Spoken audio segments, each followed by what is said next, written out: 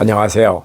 오늘은 경제적으로 조금 여유가 있는 분들이라면은 자녀 교육에 대해서 이렇게 한번 생각해 보세요 라는 제목으로 여러분과 생각을 한번 나눠보도록 하겠습니다. 참 많이 답답하시죠? 그렇습니다. 이제 뭐 정치적으로도 그렇고 뭐 세계 경제도 그렇고 또 우리나라 교육 생각하면 팍팍하기도 하고 정말 뭐 답답한 게 한두 가지가 아니죠. 사실 그렇습니다. 그런데 그래도 우리는 또 우리 스스로 그리고 우리 아이들의 미래를 또 부모된 입장에서 또 잘 이끌어줘야 하는 또 뭐 그런 입장에 있으니까 모든 분들에게 다 해당되지는 않을 수도 있지만 그렇지만 먼저 그래도 조금 경제적으로 여유가 있는 분들이라면은 이런 점도 한번 생각해 봤으면 좋겠다라고 생각을 해서 오늘 시간을 한번 마련해 봤습니다. 예전만큼 대학이 중요한 시대는 아니에요. 그죠? 우리가 그렇게 얘기하죠. 예전에는 뭐 좋은 대학만 일단 들어가면 그걸로서 많은 것이 해결이 됐습니다. 그리고 뭐 대학교 졸업하면 뭐 직업도 선배들이 이끌어주고 뭐 해서. 근데 지금은 예전하고는 확실히 다릅니다. 지금 뭐 정말 서울대학을 나와도 실직자 많고 뭐 딱히 뭐 그런 거 여러분 잘 아시죠? 많이 얘기 들으셨죠? 네. 그나마 이제 의대, 치대 이런 건 조금 낫죠. 조금 나은데 요즘 뭐 변호사들도 살기 힘들다 그러고 도처에서 그런 얘기 많이 들으셨죠? 또 한편으로 생각하면은 뭐를 해도 이제는 밥은 먹고 살 수 있는 사회가 되었으니까 그러니까 이제 아이들이 좀 자기의 적성에 맞고 자기가 하고 싶은 일을 하면서 좀 행복하게 좀 재밌게 살았으면 좋겠다 이런 얘기들도 또 한편으로는 많이 하죠. 그런데 여기서 제가 질문을 좀 드릴게요. 지금과 같은 우리나라의 교육 환경에서 우리 아이가 뭐에 적성이 있는지 어떻게 알아요? 맨날 똑같은 책, 똑같은 과정을 공부하면서 학원 다니면서 중간고사 성적 1점 더 받기 위해서 똑같은 공부를 똑같이 하면서 판박이로 어떤 틀을 정해놓고 그거를 다 그냥 그 1점이 뭐라고 오로지 그냥 공부만 하고 있는데 내 아이가 적성이 어디에 있는지 어떻게 아냐고요. 그렇잖아요. 창의력이 중요하다는 얘기는 많이 합니다. 창의력이 중요하다. 근데 우리나라 교육에서 진정한 창의력 발휘할 수 있어요? 있어요? 창의력이 좋다라는 얘기는 뭔가 좀 생뚱맞은 생각을 할 줄 알고 기발한 생각을 할 줄 알고 이 세상에 없는 그 무엇인가를 찾아내서 생각해내고 발표하고 이런 거 뭐 이런 게 창의력이잖아요. 그런데 대학 입시에서는 오로지 답이 딱 정해져 있어서 요거를 맞춰야 되니까 대한민국 교육이야말로 창의력이 있는 아이도 공부를 잘하면 창의력이 없어지죠. 정말 틀리나요? 있던 창의력도 없어진다고요. 공부를 잘하면 잘할수록 그럼 뭐예요 이게? 질문을 하면 야 질문하지 마라. 진도 나가야 된다. 야 네 생각 중요하지 않아. 점수 따는데.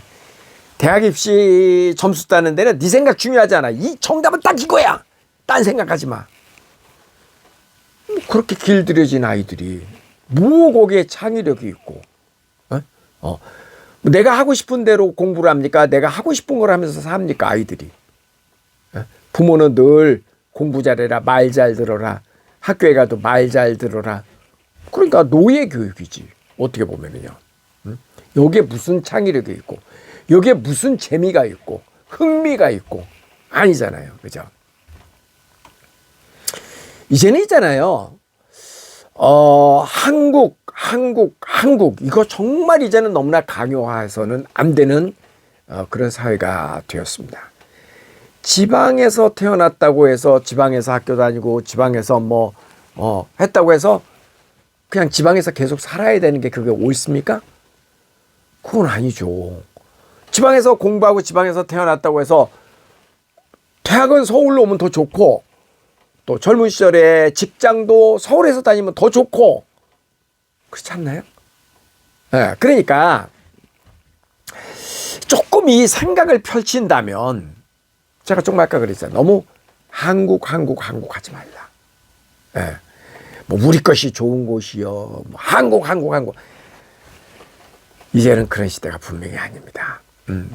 지방에서 태어났다고 해도 서울로 와서 공부하고 서울에서 직장 잡는 것이 더 나은 것처럼, 그죠? 나중에 은퇴하고 나서 또 직장, 지방 가서 고향 가서 살면 되고, 또 서울에서 많은 걸 배워가지고 그 고향하고, 서울하고 연결고리 역할을 하는 일을 해도 그게 고향 발전에 더 도움이 되고, 그렇잖아요. 조금 이 개념을 확장을 해보면 한국에서 태어났다고 해서 우리가 꼭 한국식 한국 그럴 필요는 이제 없다. 이제 그렇게 살면 안 된다. 예. 전 세계 어디 가서도 직장을 가지면 거기 가서 살면 되고 그렇지 않나요? 예? 그러고 살면 되죠. 어디든지 가서. 이제 점점 인구가 줄어들고 있잖아요. 예. 점점 한국의 미래가 불투명해지고 있죠. 한국의 많은 기업들이 뭐 인건비 부담이 많은 경우에는 저개발 국가로 그런 그 조금 우리보다 경제력이 약한 나라로 거기서 이제 그 제조업 기반 공장 같은 걸 그리러 가고 또 어떤 경우는 미국이 저렇게 또 난리니까 미국에다가 공장을 짓고 그럼 한국은 누가 지키고 어떻게 할 거예요, 그죠? 우리가 다 아는 사실이잖아요. 인구도 줄어들지. 점점 지방은 점점점 소멸해 가고 있지. 그러니까 이제는 한국 그렇게 살면 안 됩니다. 지구인으로 살아야지 됩니다. 지구인으로. 그런데 있잖아요. 요즘에 이제 우리가 그런 생각을 많이 했는데 사실은 뭐 스웨덴이나 오스트리아나 이런 많은 나라들 있잖아요. 심지어 싱가포르나 이런 나라들은 예전서부터 그런 개념을 갖고 살아왔던 나라들입니다. 예. 뭐 화란 한자어로 네덜란드죠. 네덜란드 같은 데도 그렇고 그쪽 사람들은요 생각 자체가 완전히 이렇게 개방적이어서 스웨덴 인구 얼마 되지도 않잖아요. 뭐 스위스도 그렇고. 근데 이런 나라들은 본토의 인구는 적어도 사람들의 개념 자체가 뭐 꼭 우리나라 이런 개념이 없습니다. 그냥 뭐 국적도 다국적인 사람들도 많고, 그러니까 여권 2개, 3개 가지고 있는 사람들 많습니다. 우리나라는 그게 허용이 안 되죠. 이중국적이. 그런데 뭐 미국, 캐나다, 뭐 대부분 유럽 국가들 다 이중국적 허락이 되거든요. 그러니까 이렇게 오픈 마인드를 가지고 예전서부터 살았더라고요. 제가 지금부터 한 30년 전이에요. 꽤 오래 전에 EBS에서 이제 그 출장을 가게 되는데 교육방송에서 그때 이렇게 스웨덴 가 보면은 스웨덴은 그 할리몬이라고 있잖아요. 노벨상 주는 곳. 그러니까 이 할리몬이 있어서 세계 각국에서 많은 정보들이 할리몬으로 이렇게 모인다고 그래요. 그러니까 찾아오는 거지. 이런 많은 정보들이. 그러니까 뭐 그런 정보들을 기반으로 하고 그다음에 인구는 적어도 인구의 이 사람들 자체 생각이 완전히 개방적이어 가지고 그냥 뭐 지방 가듯이 외국으로 다 나가고 출장 가고 뭐 어디에서 사는지에 대해서도 별로 그런 개념이 없다라는 거죠. 많은 나라들이 실제로 예전부터 그러고 살았습니다. 우리가 워낙 폐쇄적이고 그러니까 사실 얼마 전까지만 해도 뭐 신토부리 어지간히 외쳤습니다. 요즘은 조금 신토부리라는 말이 조금 잦아든 것 같아요. 그죠? 근데 불과 한 10년, 20년 전만 해도 신토부리 어지간히 신토부리 했어요. 기억나세요? 예, 그랬다고. 그러니까 그만큼 우리가 지금 폐쇄적입니다. 예, 제가 전에도 다른 그 방송에서 한번 그런 얘기를 한 적이 있는데 한국은 지금도 세계적으로 통용되는 구글 지도가 우리나라에서는 뭐 군사적인 이유로 통용이 안 되고 근데 점점 웃겨. 어쨌든 통용이 안 돼요. 다른 나라에선 다 구글 지도 보고 운전하거든요. 우리나라에서는 안 됩니다. 그리고 뭐 에어비앤비도 제대로 안 되고, 예.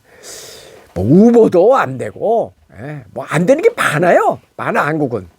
이게 굉장히 폐쇄적이기 때문에 그렇죠. 이 집단 카르텔이 되게 강하잖아 한국이요. 이 엘리트 집단들이 굉장히 한국이 좀 폐쇄적입니다. 가만히 보면. 그래서 뭐 특히 그 중에서도 이 교육 분야 완전히 폐쇄적이죠. 완전히 폐쇄적이야. 정말 깝깝하죠. 다른 그래도 뭐 일반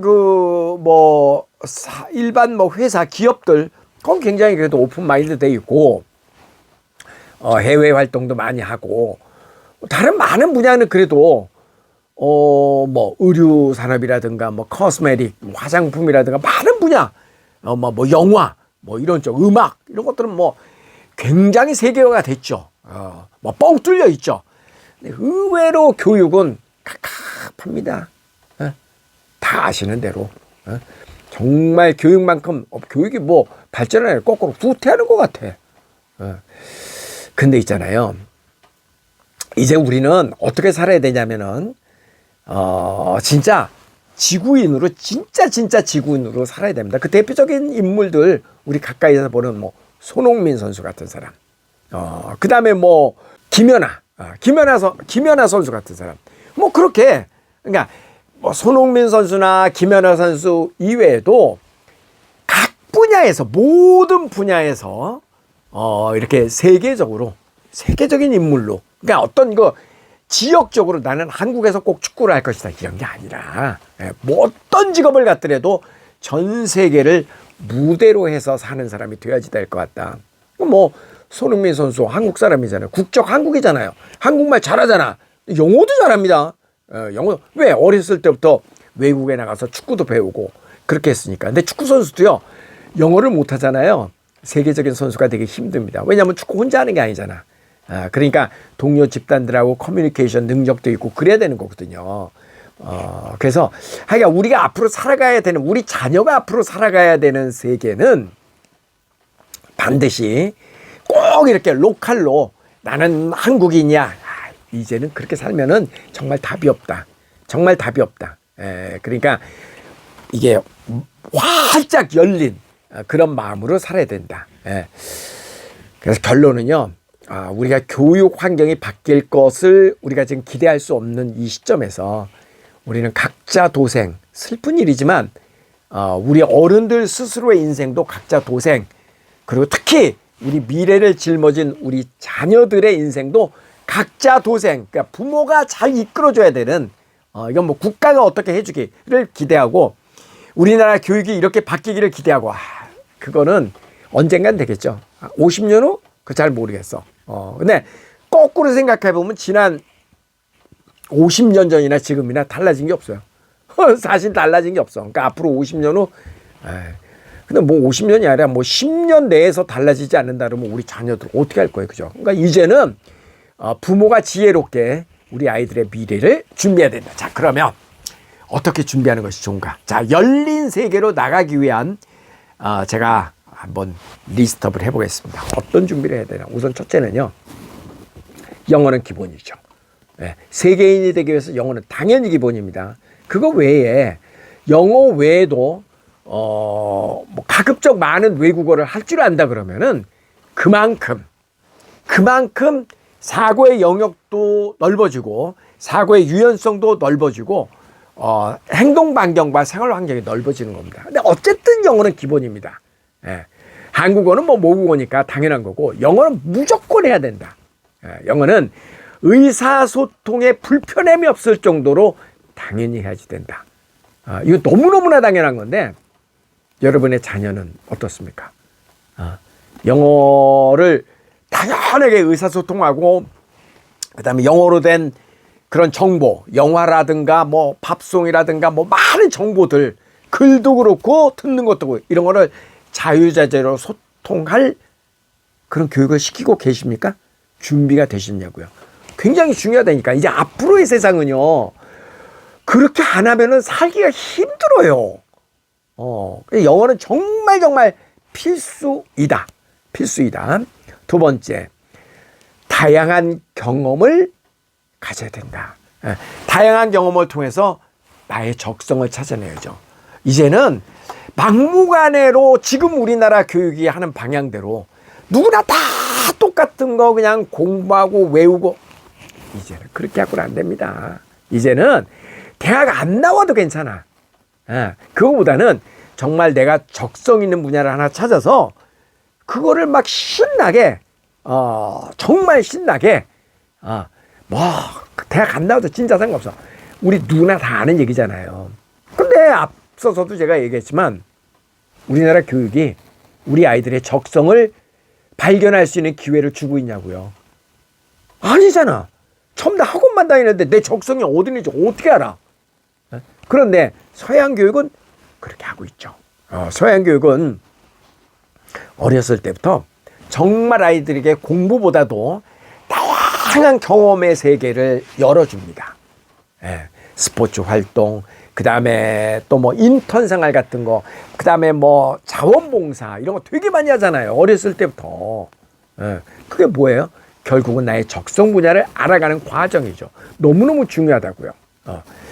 세 번째, 뭐를 해도 소통 능력이 정말 중요합니다.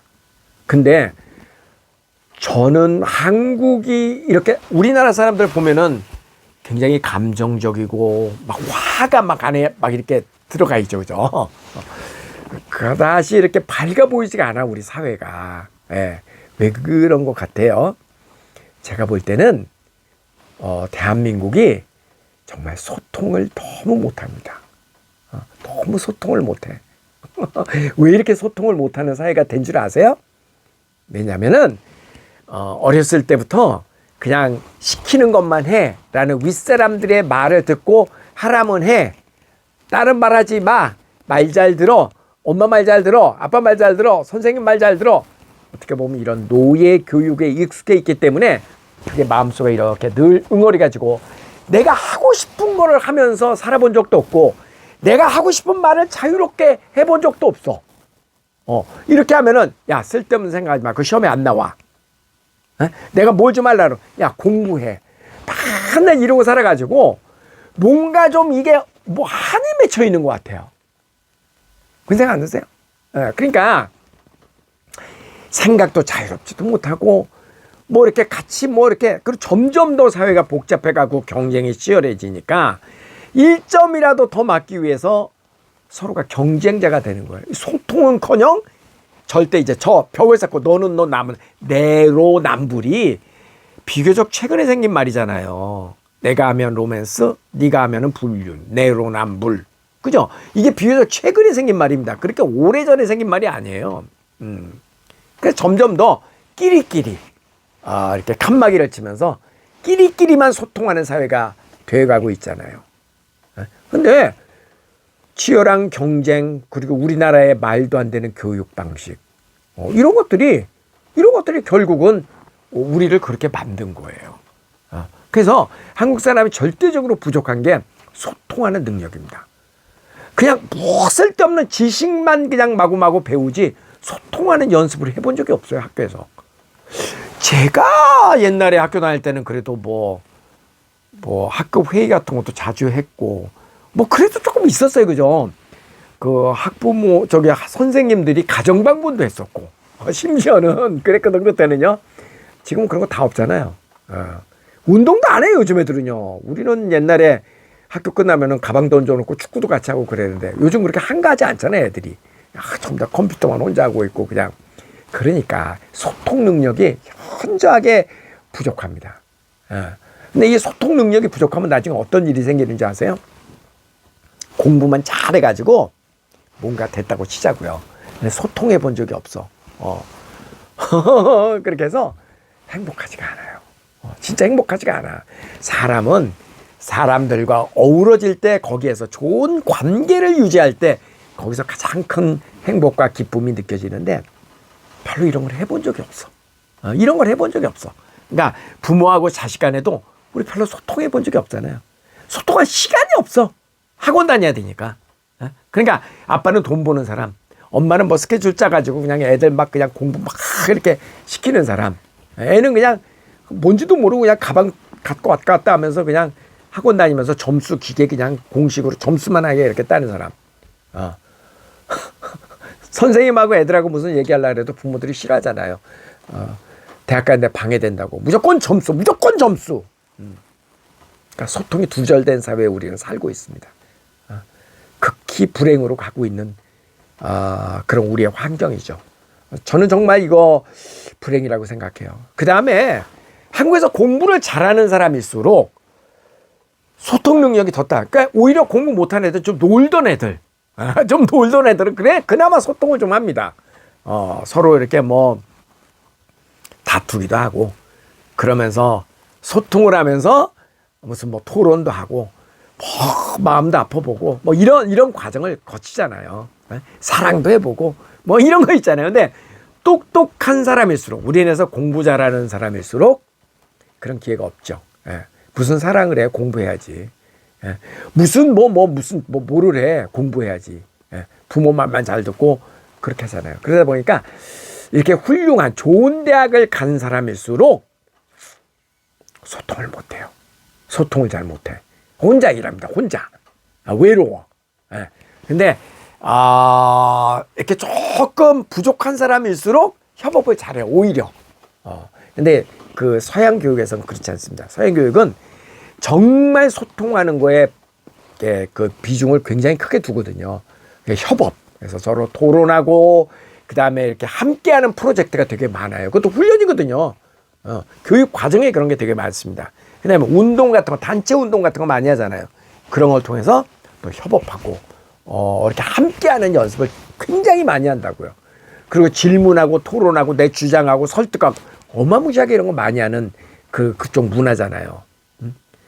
여러분 나중에 혼자 일을 하는 게 잘하겠어요? 협업하는 게 잘하겠어요?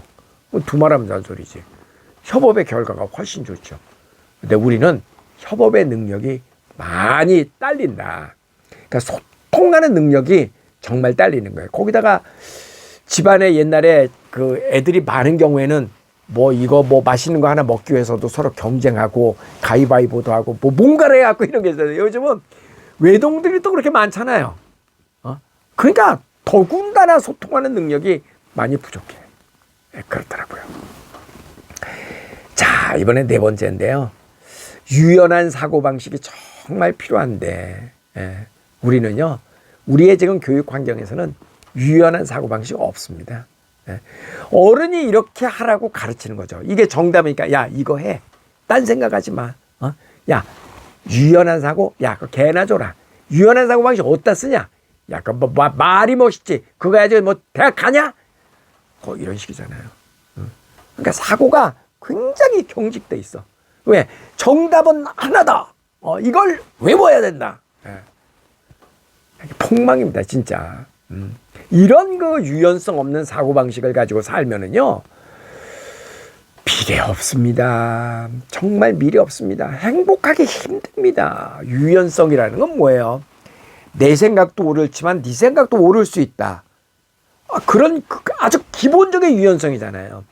근데 우리는 정답은 하나인데 어떻게 네 생각하고 내 생각이 둘 다가 옳으냐? 말도 안 되지. 둘 중에 하나만 옳아. 그 자기 주장만 해야 되잖아. 우리 교육은. 이게 정말 심각한 문제라고요. 사실 세상살이에는 정답이 없거든요. 그렇잖아요? 정답이 없지. 서로 맞춰가는 거지. 근데 그런 기회 자체가 없더라. 그런 기회 자체가 없더라. 참 대한민국의 아주 심각한 고민거리가 저는 그거라고 생각해요. 정말 미래를 향해서 가야 되는데 다 걸림돌이야. 우리의 교육 방식이. 그 다음에 이제 다섯 번째는 건강한 신체. 매우 중요하죠. 매우 중요하죠. 근데 이제 서양 교육에서는 어렸을 때부터 정말 운동 많이 시킵니다. 생활체육. 그래서 우리나라 아이들이 유학을 가면은요, 학점 제일 받기 어려운 과목이 체육 과목입니다. Physical Education, PE. 이 과목에서 정말 A 학점 받기 되게 힘들어요. 그러니까 어렸을 때부터 운동을 안 해서 키만 크고 덩치만 커졌지 체력이 약해. 체구는 커지고 키는 커졌는데 체력이 옛날 같지 않아. 운동 안 하잖아요, 요즘 애들 잘. 그죠? 운동도 저 대치동 같은데 공원에 저 주말에 가보면 돈 내고 줄넘기 하던데요. 유니폼 막 이렇게 입혀가지고 멋있게 무슨 스포츠 센터 뭐라고 배구 같은 것도 하고 돈 내고 축구하고 이러잖아요. 그게 뭐 하는 거예요, 그게. 그죠? 네. 그 서양 교육은 어렸을 때부터 생활체육, 정말 운동을 많이 시킵니다. 그러니까, 체력을 당해낼 수가 없죠. 결국은 나중에 우리가 어른이 되어서 살다 보면은 결국은 체력 싸움인데. 그렇지 않던가요? 네. 어렸을 때부터 체력 보강을 굉장히 많이 해야지 되는데, 우리 현실이 그렇지 않더라. 여섯 번째는 한국에서 공부를 잘하는 학생이, 그러니까 우등생이 세계적으로 우등생은 결코 아니다.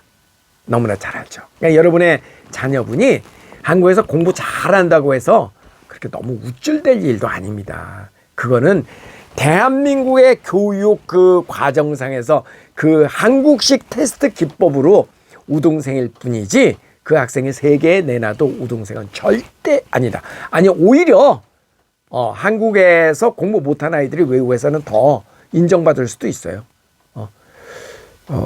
내 얘기 같은데 저는 제가 한국에선 참 공부 못하는 사람이었는데 왜냐하면 제가 외우는 거 되게 못하거든요. 제가 미시간 주립대학교 대학원에 가서 막 생뚱맞은 생각을 많이 얘기를 했더니 막 나보고 천재라고 그러는 거예요. 뭐 듣기 좋은 얘기라고 뭐 그냥 천재라 이랬겠죠. 근데 실제로 제가 1등으로 졸업을 했습니다. 대학원에 1년 만에 졸업을 했거든요. 그냥 그 사람들은 어떤 이런 기발하고 생뚱맞고 엉뚱하고 이런 생각을 되게 좋아해요. 근데 우리는 정답 이거 이외의 거는 전부 다 그냥 X지 XX 틀려. 제가 그저 예술의 전당 건너편에 삽니다.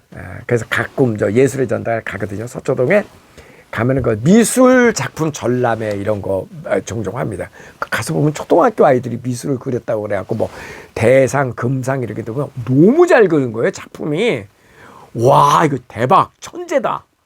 근데 옆에 그림 가면서 이렇게 보면서요. 뭔가 좀 의심스러워. 그림이 비슷비슷해요.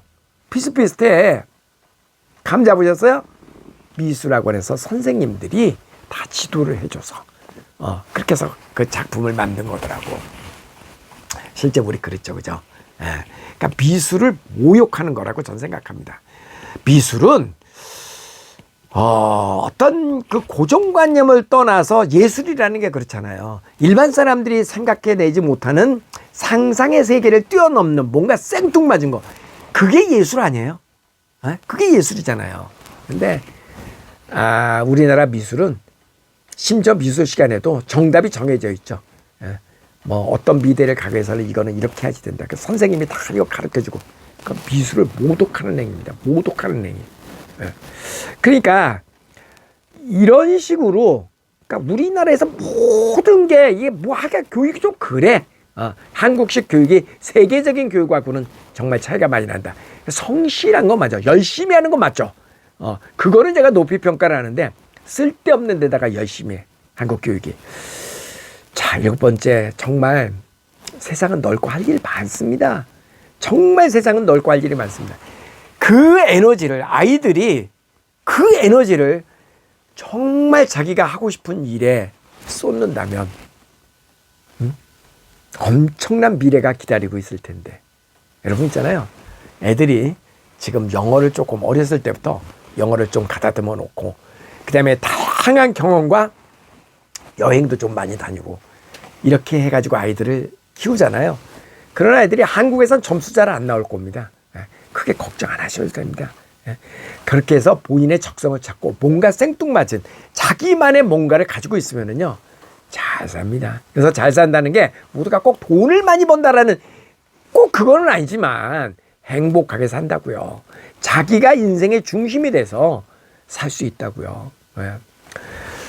여러분 저는 이런 얘기를 하기가 참 마음이 아픕니다만은 사실 대한민국의 공교육이 좀 이런 어떤 분위기를 잘 반영해서 그냥 마음껏 오픈돼 가지고 아이들이 자기의 기량을 마음껏 뿜어낼 수 있도록 서양식의 교육으로 바뀌어진다면 아이들이 학교 정말 재밌게 다닐 수 있을 텐데 근데 현실적으로 그게 안 되다 보니까 이제는 각자 도생하는 경우에는 방법이 없습니다. 정말 슬프지만. 그래서 자, 이제 좀 정리를 해볼게요.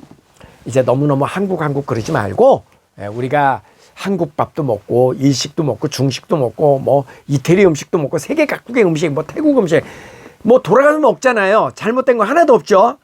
또 해외 여행, 뭐 우리가 꼭 국내 여행만 다니는 게 아니라 시간 되고 여유 있으면 해외여행도 가고 뭐 자유롭게 다니잖아요. 그런 것처럼 정말 세상은 넓고 할 일이 많습니다. 그래서 전 세계를 무대로 해서 우리는 살아야지 된다. 그 첫걸음을 OSS에서 한번 준비를 시켜보세요.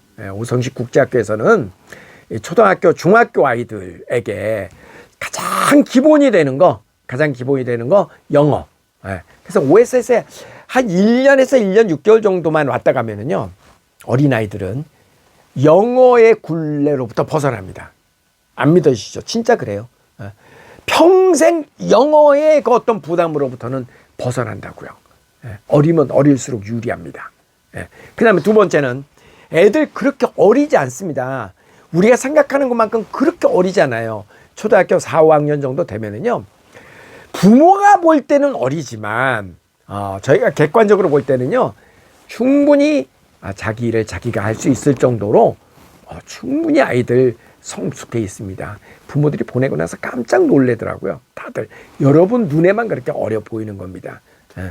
그리고 안전 걱정되시죠? 너무나 걱정되죠. 그거 너무나 당연한 말이죠. 특히 뭐 딸을 둔 경우라면 뭐 이루 말할 수 없이 걱정이 되죠. 근데 그것도 걱정 안 하셔도 됩니다. 왜냐하면 지난 18년 동안 OSS를 운영해 오면서 저는 이제 제가 하거든요.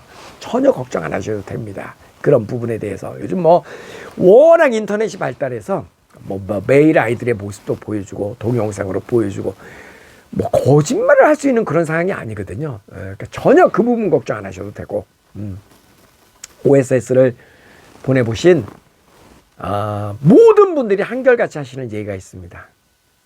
처음에 보낼 때는 정말 떨리는 마음으로 이거 이렇게 어린아이를 보내도 되나 하는 마음으로 얼떨결에 보냈는데, 정말 그야말로 얼떨결에, 그러니까 너무 고민을 많이 하면 절대 못 보내더라고요.